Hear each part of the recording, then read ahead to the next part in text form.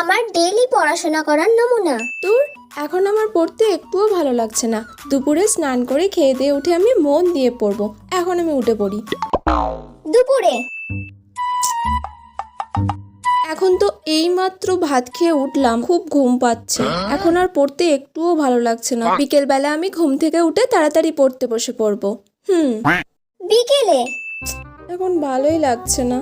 এই সবে মাত্র ঘুম থেকে উঠলাম, এখনো ঘুমের ঘোরটাও ভালো করে কাটেনি। সন্ধেবেলা মন দিয়ে পড়বো। সন্ধ্যাবেলা আমাকে তো পড়তে হবে।